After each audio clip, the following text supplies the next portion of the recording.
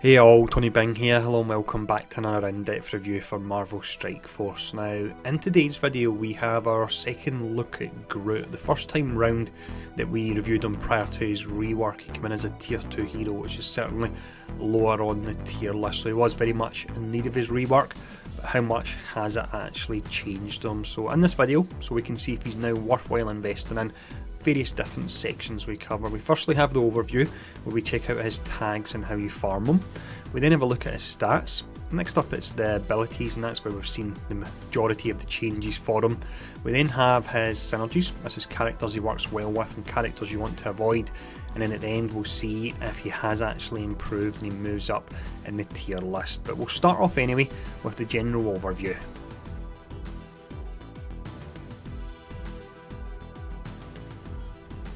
Groot then, when we look at his description, it states he's a resilient healer who defends allies and has a chance to revive, and he's protective of Rocket Raccoon. Now if you go in looking at him as a healer, you will without a doubt come out disappointed, because it looks like that role will be assigned to another character we need to farm, the upcoming Mantis. So don't look at him as a healer at all, even though he has a small amount of heals in his kit. Now when we look at his tags, there's no changes to these since his update, so it's still Hero, Cosmic, Bio, Support and Guardians of the Galaxy. The Guardians of the Galaxy is the most important one with the synergies there, and specifically with Rocket Raccoon he's got really nice synergies that do pull him up a fair bit. In regards to farming him, it's Nexus 2.9, so you can now get him via the Stony mode, so that's pretty nice there. Now what we'll do, with that covered, we'll have a look at his stats and see how they work out.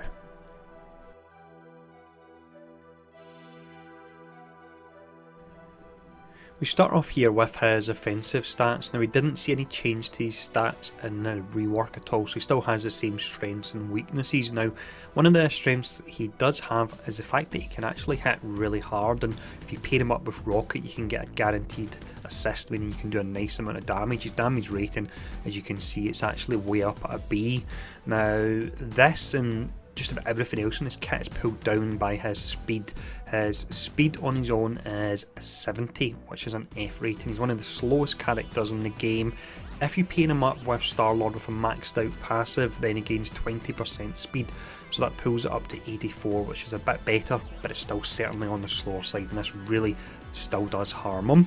When we look at his focus, this is D. This wasn't really relevant before, but it is now relevant because as part of his passive he can apply slow, but it has to actually pass the initial resistance check. So if the enemy's got high resistance and with his low focus, the chances are it will actually fail there. So this is something I would have liked to see them bump up a little bit. Unfortunately haven't, but maybe in time we'll see a slight buff to this. But that's his offensive stats, so let's check out his defensive stats. Defensive wise here then, Groot does much better. His health and armour are both up A, so he certainly can take a fair amount of damage. Now his resistance is down at D, and this actually hurts him a fair bit. It's like the opposite of the focus. When we looked at the focus, that would mean he won't be applying as slow as often when other enemies target him. With lower resistance, it of course means he is susceptible to debuffs, but it also means that when he has the taunt on him, which he gains via Rocket Special, it'll be a lot easier for any enemies that have cleanse in their kit to actually cleanse that taunt from him. And once that taunt is taken off, then that's one of the rather big changes that were made to improve him, that's no longer really helping you out at all there. Now, just before we finish up with the defensive stats, I will mention that from a defensive perspective as well, he does have death proof he can add to everyone. He's got the revive in himself, and he revives and gives everyone buffs. We'll look at that in a moment, and the real change here is the fact he's able to apply defense up to everyone as well, but we'll look at that when we do get to the abilities, and that's the section we're actually going to check out now.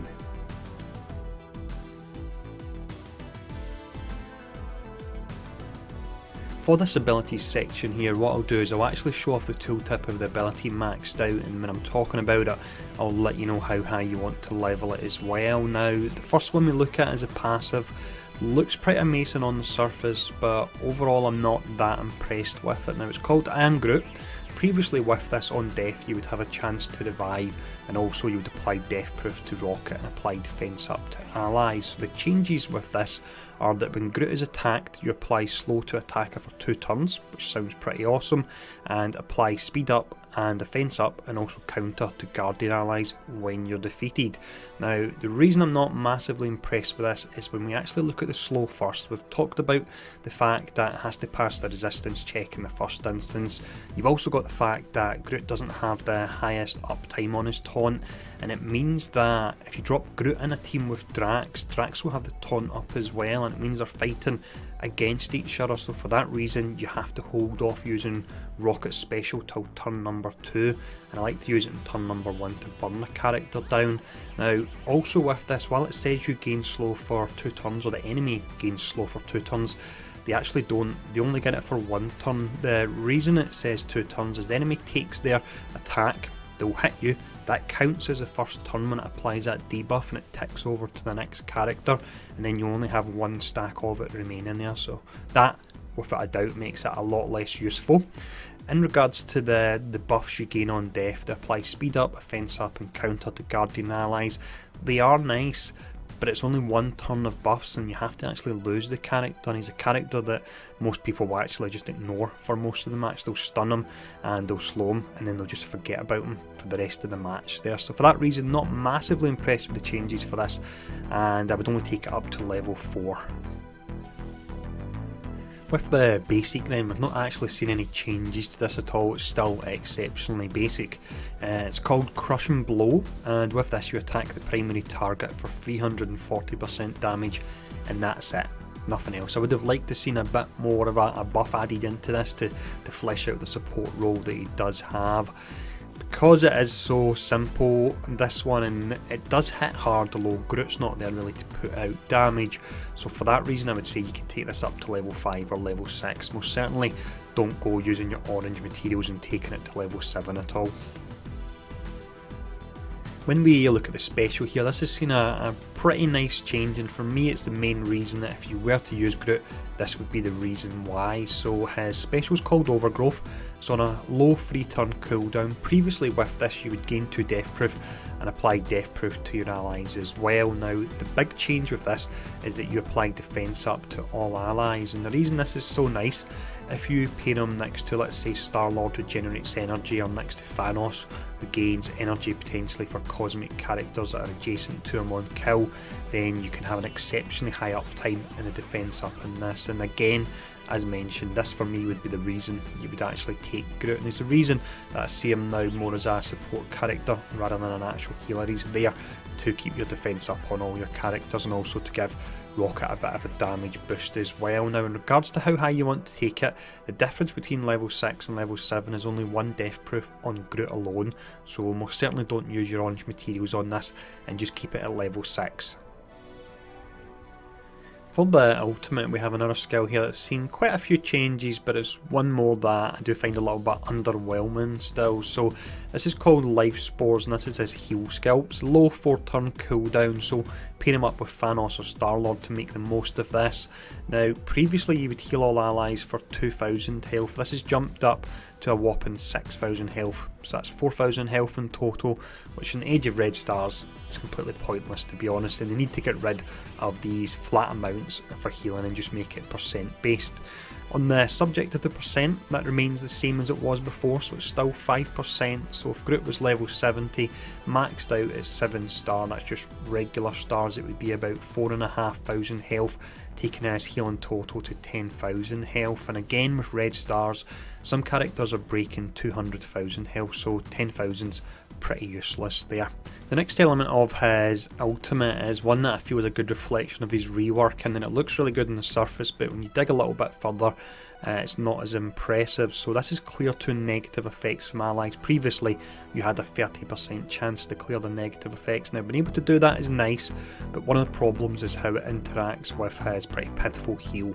So the way this works is Groot will heal up first, and then you'll clear negative effects. So if you've got a bunch of heal block on you, let's say it comes from Mordo, Groot will heal, that'll be wasted, and then he'll clear the negative effects. So in order to make this better, I would really like to see this moved so it went before the heal, you clear your potential heal block and then Groot heals up, and that would make it a lot better there. Now finally for this, you're able to apply immunity to the lowest health Guardian ally for 2 turns. Now immunity is an awesome buff, however if a character is low health, what you really want is you want more health for them. You don't want them to have the ability to resist future status effects, because the chances are with their low health they may not be standing for much longer. Now in regards to how high you want to take this, the only difference from level 5 to level 7 is in that flat heal, which is pretty awful as it is, so for that reason just take this up to level 5. Now with all the abilities covered, let's have a look at his synergies.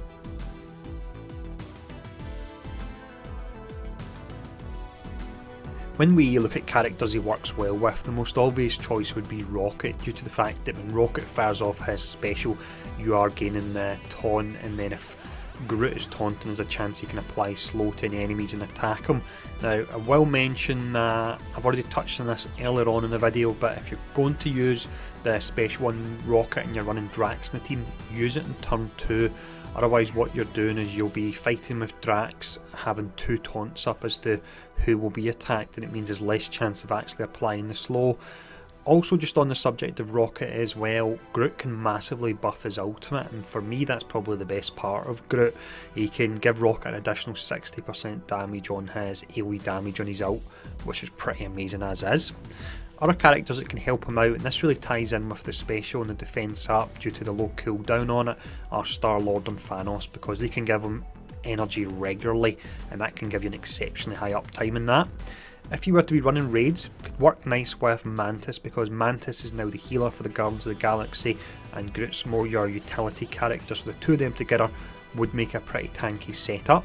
Finally, we have a team setup that I wouldn't take too serious, but it could be fun. It's summoner characters, so you've got Yondu, Kingpin, Nobu, Loki and Nick Fury as well. And the reason I think that could be a bit of fun is due to the death proof that you're actually applying to all characters, so it means your summons that are normally taken out in one hit, all of a sudden it's going to take 2 hits to take them out, so it could make some matches a little bit more tricky for the enemy, and it's something I want to actually try out myself, but I wouldn't take this particular set of allies too serious here. Now next up, let's have a look at the enemies you want to avoid. The first group of characters we look at here that you want to avoid then would be characters that could slow or stun him, but it is very important you don't do that when he's actually got his taunt up, but that would include the likes of Quake, Spider-Man or also Mordo, and when that's done to him, if it's a combination of both slow and stun and the taunt isn't up, then he's really out of the game for the rest of his match, because his attack speed just drops way down and it's already pretty low as it is. Now another character that could give him difficulty would be Doctor Strange and Venom, because he's applying all these buffs, and these are 2 characters that can actually flip the buffs into debuffs. You then have characters that have ability blocks, that would include Vision, Ant-Man and Korath. All of them go before him and you can lock him down, meaning he's stuck using that basic and he's not able to provide any kind of utility to his team at all there. So they're the characters you want to avoid. Now with that covered, let's have a look and see where he places in the tier list.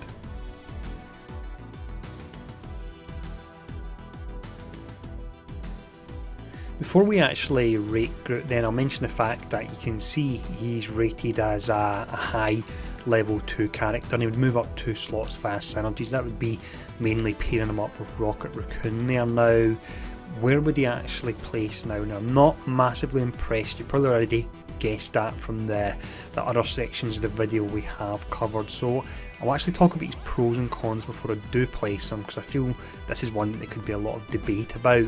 Now if we look at his pros, you've got that defense up. For me that's his biggest positive, and if you pair him with certain characters then you can have a very high uptime on that. You have his basic that hits really hard. He makes Rocket Raccoon better, and Rocket Raccoon's a fantastic character as it is, so making him better is definitely a bonus. You've got the slow and the passive, which can be useful, but it does have its downsides, and you've also got the additional clearing of 2 negative effects which has been added to him, which certainly helps out the Guardians. He provides them with some survivability via the defense up, and also some utility via the clearing of negative effects. Now if we look at the cons, I would say they far outweigh any of his pros. You've got the fact he's incredibly slow. On his own he's got 70 speed, with Star-Lord maxed out passive it moves to 84, which is still really slow. His heal on his ultimate is still completely useless because it only heals in the region of 10,000 health maxed out, and that's with Groot maxed out as well. We then have the slow on his passive that looks amazing at first when it states that it's slow for 2 turns, but as mentioned already, the way it works, it is actually only 1 turn. You've got the cleanse, which again is great, but the cleanse kicks in after the heal, meaning if you have heal block on yourself, the heal, as low as it is still completely negated. The slow on the passive, there's a high chance that can actually be resisted due to the low focus on Groot. You've also got his low resistance, that means it's easy to remove the taunt on him when he does actually put that up, and him getting high uptime on the taunt is entirely relying on having Rocket Raccoon in the team, of course, but also having a character next to Rocket that can feed him energy to fire that special off. In regards to his own energy usage, we've looked at the special and it does have the low 3 turn cooldown, but because Groot is so slow, if you weren't gaining energy to actually use that quicker, it would take an absolute age and there would be a huge amount of downtime on other faster characters having defense up on them. And then finally you have the fact that his strongest buff that he gives to all the other teammates, the fence up and so on, is actually locked behind him dying there. I'm just not a fan of that particular mechanic at all.